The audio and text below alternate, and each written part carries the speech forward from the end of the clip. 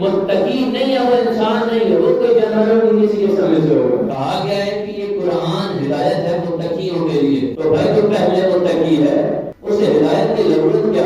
ہدایت کی ضرورت تو اسے ہے جو متقی نہیں ہے۔ ایک اور جگہ کہا گیا کہ ہدی للناس، قرآن ہدایت ہے ناس کے لیے، انسانوں کے لیے۔ پھر پوچھا گیا خدایا یہ بتا کہ ایک جگہ متقی کہہ رہا ہے متقیوں کے لیے ہدایت ہے، ایک جگہ انسان کہہ رہا ہے، اب ہمیں سمجھ نہیں آئی قرآن ہدایت متقیوں کے لیے یا انسانوں کے لیے؟ تو اس بات کو سمجھانے کے لیے امام سجاد علیہ السلام کی وہ مشہور حدیث کہ جو پہلے بتا چکا ہوں کہ مولا خانہ کعبہ کے قریب موجود ہیں اور سامنے حاجیوں کا ہجوم ہے اور لبیک اللہم لبیک کی صدائیں آ رہی ہیں۔ مولا نے ایک صحابی کہتے ہیں مولا دیکھیں کتنے حاجی ہیں؟ مولا نے کہا حاجیوں کی تعداد کم ہے، شور زیادہ ہے، اسے سمجھ نہیں ہے۔ مولا نے ہاتھ کے اشارے سے اس کی آنکھ سے پردہ ہٹایا اور اس نے دیکھا کہ خانہ کعبہ کے ارد گرد سارے حیوان گھوم رہے ہیں، اس میں تھوڑے سے انسان۔ اپنے آپ کو انسان کی فطرت پر باقی رکھنا بہت بڑا کمال ہے۔ انسان کی فطرت کیا ہے؟ انسان کی فطرت یہ ہے کہ وہ ظلم برداشت نہیں کر سکتا۔ انسان کی فطرت میں یہ ہے کہ کسی دوسرے پر ظلم ہو تو اسے برداشت نہیں ہوتا۔ انسان کی فطرت میں یہ ہے کہ وہ برائی سے نفرت کرتا ہے۔ انسان کی فطرت میں یہ ہے کہ وہ نیکی اور اچھائی سے محبت کرنے والا ہے۔ انسان کی فطرت میں یہ ہے کہ وہ کسی کو غریب مسکین کو دیکھے اور اس کے پاس اس کی استطاعت ہو اور اس کی مدد کرتا ہے۔ انسان کی فطرت میں یہ ہے کہ وہ جہاں پر بھی کسی کی ہیلپ کر سکتا ہے، مدد کر سکتا ہے، اس کی مدد کرتا ہے۔ جبکہ اس کے مقابلے میں جانور کیا ہے؟ جانور کو سے جانور کا ظلم ہوتے دیکھے تو وہ زیادہ سے زیادہ پریشان ہو سکتا ہے لیکن اس کی ہیلپ نہیں کرتا، بہت ڈر جاتا ہے۔ حیوان کو نیکی کا پتہ نہیں ہے، اس کے سامنے نیکی ہو یا برائی ہو شاید وہ تمیز نہ کر سکے، لیکن انسان کی یہ خوبی ہے کہ اس کے اندر اللہ نے نیکی اور برائی کی تمیز رکھی ہے۔ اور اس فطرت کا اگر آپ نے اندازہ کرنا ہو تو آپ ان ملکوں میں چلے جائیں، لوگوں کے پاس چلے جائیں جن کے پاس دین پہنچ گئی ہے، وہاں پر بھی بہت سارے لوگ ایسے مل جائیں گے جن کے پاس کوئی نبی نہیں آیا، کوئی اللہ کا پیغام نہیں پہنچا، پھر بھی وہ ظلم کو برا سمجھتے ہیں، وہ مظلوم سے محبت کرتے ہیں۔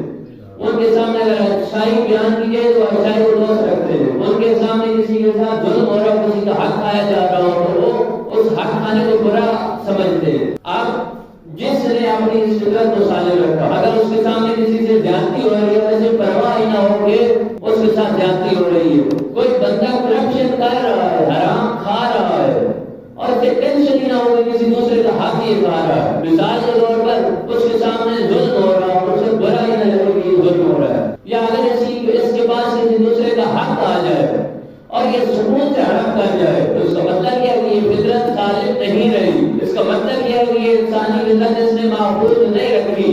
آپ اگر معاشرے میں دیکھیں کہ ایک بندہ آسانی سے کسی غریب کا حق کھا جاتا ہے، اس کا مطلب یہ فطرت سالم نہیں رہی۔ اس لیے حضرت اللہ جوادی عامی سے جب پوچھا گیا کہ قرآن ہدایت متقیوں کے لیے ہے تو پھر خدا نے ناس کی قرآن انسانوں کے لیے کیوں ہدایت ہے؟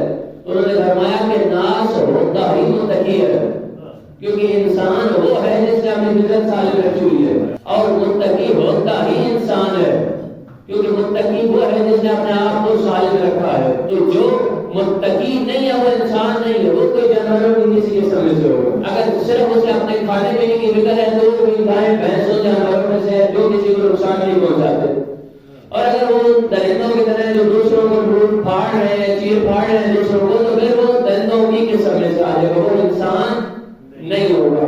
تو اللہ تعالیٰ ہمیں اپنی فطرت کو سالم رکھنے کی توفیق عطا فرمائے، کیونکہ یہ فطرت ہے جو ہمیں اس قابل بناتی ہے کہ اللہ کی ہدایت ہم تک پہنچ سکے۔ خدا نے کیا کہا کہ کتاب ہدایت کن کے لیے ہے؟ متقیوں کے لیے۔ امام ہادی کس کے لیے ہیں؟ متقیوں کے لیے۔ اگر کوئی متقی نہ ہو، کوئی جانور ہو، تو امام حسین علیہ السلام کے ساتھ بندہ مدینے سے چلا ہے مکے تک، نصیحت کرنے والی، سمجھانے والی کون سی زبان تھی؟ لسان اللہ تھی، اللہ کی زبان تھی، وقت کا امام۔ وہ جو بیان کرنے والا ہے وہ کون ہے؟ اللہ کی حجت ہے، ان سے پاکیزہ ہستی کون ہو سکتی ہے؟ وہی نہیں ہو سکتی۔ مدینہ سے مکہ تک سمجھاتے، مکہ سے کربلا تک، کربلا سے 10 محرم تک، ایسے ایسے لوگ تھے جو سارے راستے میں رہے، لیکن پھر رستے مولا کے خطبے سنتے ہیں، کربلا تک لوگ چھوڑتے ہیں۔ بعض روایتوں میں تو یہ ہے کہ محرم کے شروع کے دنوں میں بھی کچھ ایسے دن چھوڑ کر گئے۔ ایک واقعہ ہے کہ ایک اونٹ والا شخص، امام علیہ السلام نے اس سے اونٹ لیے تھے، کیونکہ اس زمانے میں سے آج گاڑیاں کرایہ پر لی جاتی ہیں، اس زمانے میں اونٹ کرایہ پر ہوتے ہیں۔ امام نے اونٹ لیے تو یہ اونٹوں کا مالک تھا یہ ساتھ، مکہ آیا یہ ساتھ، سارے رستے مولا کے خطبے سنے، کربلا میں آیا تو ساتھ، 10 محرم کا دن تو ساتھ۔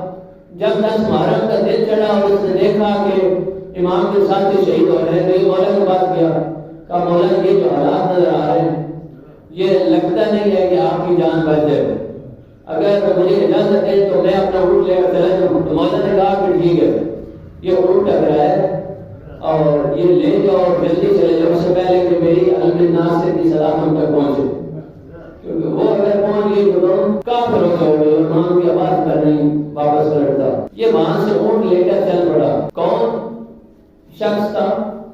مدینہ سے مکہ، مکہ سے کربلا 6 مہینے جس نے مولا کے خطبے سنے، لیکن تبدیل نہیں ہونا تھا تو نہیں ہونا۔ تو جو لوگ اللہ اور اللہ کے رسول سے دور ہوتے ہیں، دنیا بچا لیتے ہیں، دنیا بھی نہیں بچتی۔ یہ اپنا ایک اونٹ لے کر واپس آ رہا ہے تو رستے میں صحرا میں ڈاکو نے حملہ کیا، اونٹ بھی چھین لیا اور اس کو جان سے بھی مار ڈالا۔ خاسر دنیا و خاسر آخرہ۔ جو لوگ عام طور پر زیادہ سمجھدار بنتے ہیں، دنیا کے چھوٹے منافع کو بچانے کی کوشش کرتے ہیں، تو وہ کرتے کیا ہے؟ دنیا کا بھی نقصان کرتے ہیں اور آخرت کا بھی نقصان کرتے ہیں۔